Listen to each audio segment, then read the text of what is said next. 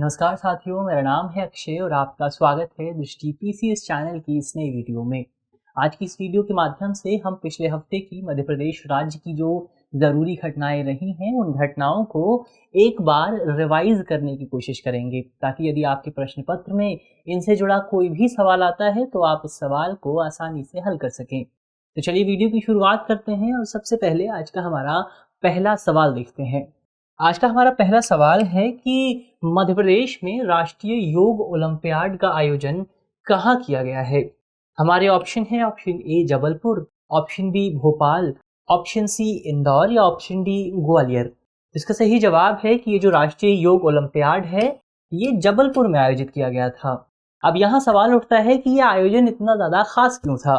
तो ये आयोजन अपने आप में इतना ज़्यादा खास था क्योंकि ये पहली बार हुआ था जब राष्ट्रीय योग ओलंपियाड को देश की राजधानी नई दिल्ली से निकालकर किसी दूसरी जगह पर शिफ्ट किया गया था। तो इसी वजह से जबलपुर के लिए, जबलपुर के निवासियों के लिए, मध्य प्रदेश के लोगों के लिए ये अपने आप में बहुत ज़्यादा बड़ी खबर थी। इसके अलावा राष्ट्रीय योग ओलंपियाड की बात करें तो इसे 21 जून को आयोजित किया गया था। अब 21 जून को और क्या होता है, तो 21 जून को अंतर्राष्ट्रीय योग दिवस भी आयोजित किया जाता है। तो इसीलिए इस कार्यक्रम को भी आयोजित किया गया था और इस कार्यक्रम के दौरान मुख्य तौर पर हमारे देश में योग की जो एक विशिष्ट संस्कृति रही है, एक जो कल्चर रहा है, उस कल्चर को प्रदर्शित करने की कोशिश की गई थी। आम लोगों के सामने उसका प्रदर्शन करने की कोशिश की गई थी ताकि भारत के आम लोगों को, क्षेत्र के आम लोगों को इस संबंध में और ज़्यादा जागरूक किया जा सके, योग के बारे में और ज़्यादा जागरूक किया जा सके, उसके बेनिफिट्स के बारे में और ज़्यादा जागरूक किया जा सके। तो ये तो अंतर्राष्ट्रीय योग ओलंपियाड की बात हुई। अब आगे बढ़ते हैं और अगली खबर को देखते हैं।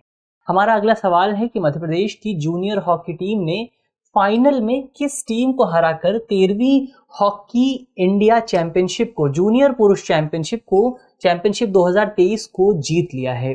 हमारे ऑप्शन है option A Chhattisgarh, option B Haryana, option C Odisha या ऑप्शन डी इनमें से कोई नहीं। तो इसका सही जवाब है ऑप्शन ए, यानी कि ये जो चैंपियनशिप है ये छत्तीसगढ़ को हराकर जीती गई है।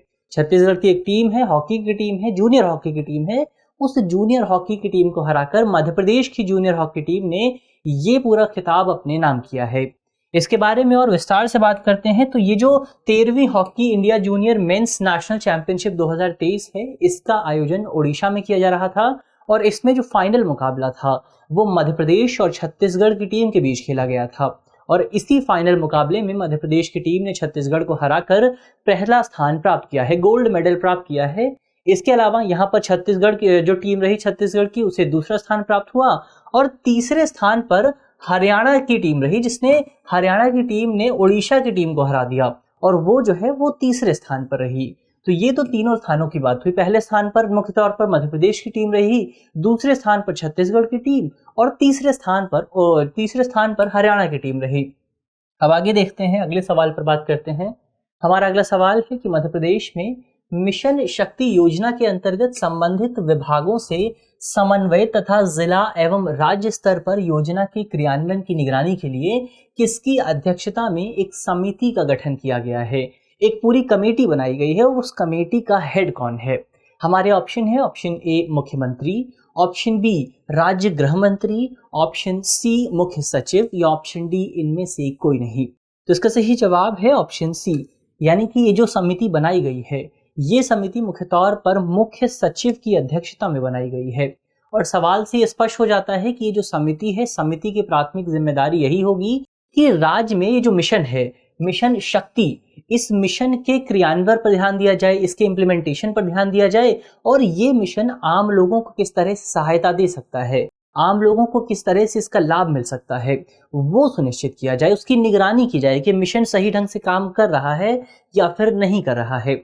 ये तो मिशन की बात हुई, ये तो इस पूरी समिति की बात हुई। अब आगे बढ़ते हैं और इस मिशन पर भी ध्यान दे लेते हैं कि आखिर ये मिशन क्या कहता है। इस मिशन की बात करें तो इस मिशन को केंद्र सरकार द्वारा शुरू किया गया था और इस मिशन का प्राथमिक उद्देश्य यही है कि महिलाओं की सुरक्षा सुनिश्चित की जाए, संरक्षा और सशक्तिकरण पर ध्यान दिया जाए ताकि हमारे देश का जो महिला समाज है उस समाज को और ज़्यादा मजबूत बनाया जा सके और ज़्यादा सशक्त बनाया जा सके। इस पूरे कार्यक्रम में मुख्य तौर पर अब महिलाओं के समग्र जीवन चक्र में, समग्र जीवन काल में जो तमाम चुनौतियां आती हैं, जो तमाम चैलेंजेस आते हैं, उन चैलेंजेस को सॉल्व करने की कोशिश की जाती है, ताकि महिलाओं को भारत का जो श्रम बल है, भारत का जो इतना विशाल श्रम बल है, उससे जोड़ा जा सके, जो वर्कफोर्स है उससे जोड़ा जा सके, जिससे हमारे देश का विकास ही सुनिश्चित होगा। इसके अलावा अब ये जो पूरी योजना है, इस योजना के दो पहलू भी हैं, इसके दो घटक हैं, कंपोनेंट हैं। पहला घटक है मुख्य तौर पर संबल और दूसरा घटक है सामर्थ्य। अब ये जो संबल घटक है, जो उपयोजना है, इस योजना के तहत मुख्य तौर पर महिलाओं की सुरक्षा पर ध्यान दिया जाता है, उनकी सेफ्टी पर ध्यान दिया जाता है। और इसका दूसरा कंपोनेंट जो है सामर्थ्य, इस कंपोनेंट के तहत महिलाओं के सशक्तिकरण पर, उनकी एम्पावरमेंट पर ध्यान दिया जाता है। तो ये तो इस पूरी योजना की बात हुई, इस समिति की बात हुई। अब आगे बढ़ते हैं और अगले सवाल को देखते हैं। हमारा अगला सवाल है कि मध्य प्रदेश के मुख्यमंत्री शिवराज सिंह चौहान द्वारा कहां पर एक दिवसीय राज्य स्तरीय MSME समिट का शुभारंभ किया गया है। हमारे ऑप्शन है, option A Bhopal, option B Jabalpur, option C Ujjain या ऑप्शन डी अशोकनगर। तो इसका सही जवाब है कि ये जो समिट है, MSME समिट, ये भोपाल में शुरू किया गया है। इसके बारे में और विस्तार से बात करते हैं तो हमने पहले ही बात की कि ये एक दिवसीय समिट है, एक दिन का कार्यक्रम था और कार्यक्रम को भोपाल में आयोजित किया गया था।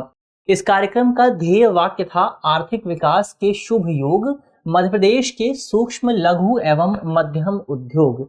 यानी कि जो ध्येय वाक्य है उससे स्पष्ट तौर पर यह पता चलता है कि इस पूरे कार्यक्रम के माध्यम से मुख्य तौर पर जो मध्य प्रदेश का MSME सेक्टर है, जो सूक्ष्म लघु एवं मध्यम उद्योग है, जो सेक्टर है, उस सेक्टर को देश की इकोनॉमी के लिए सबसे इम्पोर्टेंट सेक्टर के तौर पर संबोधित करने की कोशिश की गई है, ताकि इस सेक्टर के माध्यम से लोगों को और ज्यादा रोजगार प्रदान किया जा सके। इसके अलावा इस पूरे कार्यक्रम की बात करें तो इस कार्यक्रम का प्राथमिक उद्देश्य यही है कि मध्य प्रदेश में जो तमाम MSME इकाइयां हैं, उन इकाइयों को प्रोत्साहित किया जाए और उन इकाइयों के माध्यम से राज्य के युवाओं के लिए रोजगार का सृजन किया जाए, ज़्यादा से ज़्यादा एम्प्लॉयमेंट का क्रिएशन किया जाए। इसके अलावा इस कार्यक्रम में मुख्य तौर पर राज्य के 1500 से ज़्यादा प्रतिभागियों ने हिस्सा लिया।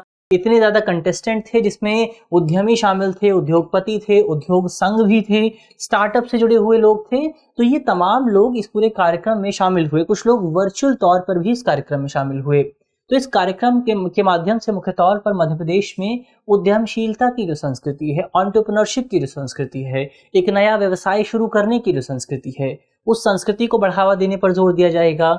नवाचार की भावना विकसित करने पर जोर दिया जाएगा। इनोवेशन किस तरह से किया जाए, नई चीज़ों को किस तरह से डेवलप किया जाए, इसकी जो संस्कृति है वो किसी देश के लिए, किसी क्षेत्र के लिए बहुत ज़्यादा इंपॉर्टेंट होती है। और मध्य प्रदेश की जो सरकार है वो इसी संस्कृति को आगे बढ़ावा देने की कोशिश कर रही है। और ये भी इस कार्यक्रम के माध्यम से स्पष्ट किया गया कि किस तरह से हमारा जो MSME सेक्टर है वो मध्य प्रदेश के विकास में किस तरह का योगदान दे सकता है और वो योगदान कैसा होगा, वो योगदान किस तरह से आएगा, इसको लेकर इस पूरे कार्यक्रम में चर्चा की गई। अब आगे बढ़ते हैं, अगले सवाल को देखते हैं। हमारा अगला सवाल है कि केंद्रीय जल शक्ति मंत्रालय के चौथे राष्ट्रीय जल पुरस्कार समारोह में मध्य प्रदेश को कौन सा स्थान प्राप्त हुआ है। हमारे ऑप्शन है, ऑप्शन ए पहला, ऑप्शन बी दूसरा, ऑप्शन सी तीसरा या ऑप्शन डी चौथा। तो इसका सही जवाब है कि मध्य प्रदेश को इस पूरे कार्यक्रम में, इस पूरी पहल में पहला स्थान प्राप्त हुआ है। अब इसके बारे में विस्तार से बात करते हैं। तो हाल ही में एक कार्यक्रम आयोजित किया गया नई दिल्ली के विज्ञान भवन में। इस कार्यक्रम में हमारे देश के उपराष्ट्रपति जगदीप धनखड़ भी मौजूद थे। तो इन्होंने इस कार्यक्रम के दौरान मध्य प्रदेश के मुख्य सचिव और मध्य प्रदेश के जो मंत्री थे, जो मध्य प्रदेश का नेतृत्व कर रहे थे, उन्हें मुख्य तौर पर राष्ट्रीय जल पुरस्कार समारोह के दौरान सर्वश्रेष्ठ पुरस्कार दिया। राज्य श्रेणी में प्रथम जल पुरस्कार प्रदान किया गया। क्यों किया गया? क्योंकि मध्य प्रदेश ने इस पूरी अवधि के भीतर राज्य में जल संरक्षण पर बढ़ावा दिया, जल संरक्षण, जल को सुरक्षित करने पर ध्यान दिया, जल के प्रबंधन पर ध्यान दिया और उसके बेहतर उपयोग पर ध्यान दिया। इसको लेकर तमाम योजनाएं पेश की गई, तमाम कार्यक्रम शुरू किए गए, तमाम लोगों की नियुक्ति की गई और इसी का परिणाम रहा कि राज्य जो है, मध्य प्रदेश जो है, वो जल के मामले में भारत के तमाम अन्य राज्यों की तुलना में बहुत बेहतर प्रदर्शन कर रहा है। तो ये इस विषय की बात हुई, राष्ट्रीय जल पुरस्कार की बात हुई। अब आगे बढ़ते हैं, अगले सवाल को देखते हैं। हमारा अगला सवाल है कि मध्य प्रदेश और आंध्र प्रदेश के संयुक्त क्राफ्ट बाजार का आयोजन कहाँ किया गया है। हमारे ऑप्शन है, ऑप्शन ए गौहर महल भोपाल, ऑप्शन बी बिरला संग्रहालय भोपाल, ऑप्शन सी शौर्य स्मारक भोपाल या ऑप्शन डी इनमें से कोई नहीं। तो इसका सही जवाब है ऑप्शन ए। यानी कि ये जो पूरा बाजार है, क्राफ्ट बाजार है, इसका आयोजन गौहर महल भोपाल में किया गया। अब इस क्राफ्ट के बारे में विस्तार से बात कर लेते हैं। तो जैसा कि सवाल में भी स्पष्ट था कि इस क्राफ्ट बाजार का जो आयोजन है वो मध्य प्रदेश और आंध्र प्रदेश की सरकारों द्वारा संयुक्त तौर पर किया जा रहा है। जॉइंट तरीके से इस कार्यक्रम को आयोजित किया जा रहा है। इस कार्यक्रम के दौरान मुख्य तौर पर जो मध्य प्रदेश और आंध्र प्रदेश के शिल्पकार हैं, वहाँ के जो कलाकार हैं, वो अपनी सामग्रियों को, अपनी कला को, अपनी क्राफ्ट को इस बाजार में बेच सकेंगे और इसके माध्यम से उनका जो जीवन स्तर है, उनकी जो आजीविका है, उसमें भी सुधार देखने को मिलेगा। इसके अलावा इसका एक प्रभाव ये भी होगा कि इसके माध्यम से मध्य प्रदेश और आंध्र प्रदेश के जो तमाम कारीगर हैं, जो तमाम कलाकार हैं, वो आपस में अपनी संस्कृति को भी साझा कर सकेंगे, जिससे हमें एक नई तरह की संस्कृति विकसित होती हुई दिखाई दे सकती है। तो ये तो इस कार्यक्रम की बात हुई। आगे बढ़ते हैं, अगले सवाल को देखते हैं। हमारा अगला सवाल है कि राज्य का कौन सा जिला प्रदेश का दूसरा हर घर जल जिला बन गया है। यहाँ पर सबसे इंपॉर्टेंट बात है, दूसरा जिला बना है। हमारे ऑप्शन है, option A Gwalior, option B Orchha, option C Niwari या ऑप्शन डी खजुराहो। तो इसका सही जवाब है कि जो दूसरा जिला है ये है निवाड़ी। निवाड़ी मध्य प्रदेश का ऐसा दूसरा जिला बन गया है जहां पर हर घर में नल यानी जल कनेक्शन मौजूद है। इसके बारे में विस्तार से बात करें तो हमने बात की कि दूसरा ऐसा जिला बन गया है जहां पर हर घर जल जिला बन गया है और इसमें वर्तमान समय में 253 गांव मौजूद हैं जिले में, निवाड़ी जिले में। और इन 253 गांवों में कुल 55,645 घर आते हैं और इन 55,645 सभी घरों में नल कनेक्शन मौजूद हैं। तो ये अपने आप में जिला प्रशासन के लिए, राज्य सरकार के लिए एक बड़ी उपलब्धि हो जाती है। और पहला जिला, यहाँ पर सवाल उठता है कि पहला जिला ऐसा कौन सा था जिसने ये उपलब्धि हासिल की थी। तो मध्य प्रदेश का जो बुरहानपुर जिला है वो ऐसा जिला था जो हर घर जल जिला बन गया था। पहले नंबर पर उसने ये उपलब्धि हासिल की थी। तो ये भी अपने आप में एक बड़ी बात हो जाती है। और वर्तमान समय में बात करें, राज्य सरकार की उपलब्धियों की बात करें, तो वर्तमान समय में राज्य में 50% से अधिक यानी कि तकरीबन 60,07,000 से अधिक घर ऐसे हैं जहां पर जल के लिए नल का कनेक्शन मौजूद है। तो जाहिर तौर पर मध्य प्रदेश की सरकार ने, हमने पहले भी बात की थी कि जल उपलब्ध कराने के मामले में, जल के प्रबंधन के मामले में, उसको बेहतर नियोजित करने के मामले में बेहतर काम किया है। और इसी काम का परिणाम है कि मध्य प्रदेश की सरकार को ये अवार्ड भी प्राप्त हुआ था, राष्ट्रीय जल पुरस्कार।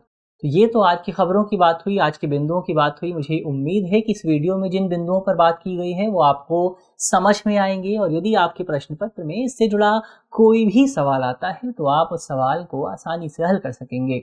मिलते हैं आपसे अगली वीडियो में, तब तक के लिए धन्यवाद।